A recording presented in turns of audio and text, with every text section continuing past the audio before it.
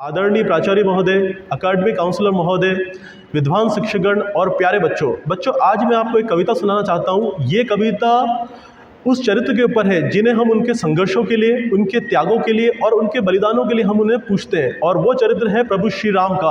और मुझे लगता है कि श्री राम के संघर्ष के बारे में आप सभी लोग परिचित हैं।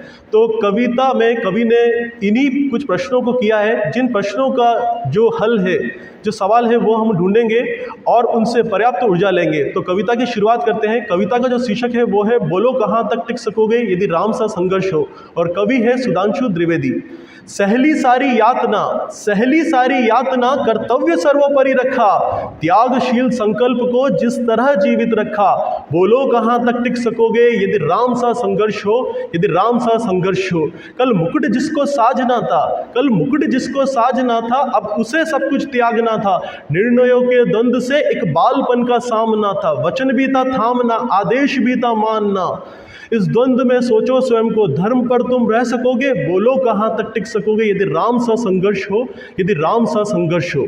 प्रजा तो बस राम की थी, दुनिया तो उससे जप रही थी। वचन ही था तोड़ देता, धर्म ही था छोड़ देता, पर पीढ़ियां क्या सीख लेगी, राम की चिंता यही थी। बोलो कहाँ तक टिक सकोगे यदि राम सा संघर्ष हो, यदि राम सा संघर्ष हो। वह तो स्वयं भगवान था, पर कहाँ उसे मान था। किरदार भी ऐसा चुना जिसमें सिर्फ बलिदान था। मर्यादा के प्राण थे, रघुवंश के अभिमान थे। श्री राम के अध्याय से एक पृष्ठ हासिल कर सकोगे, बोलो कहाँ तक टिक सकोगे यदि राम सा संघर्ष हो, यदि राम सा संघर्ष हो।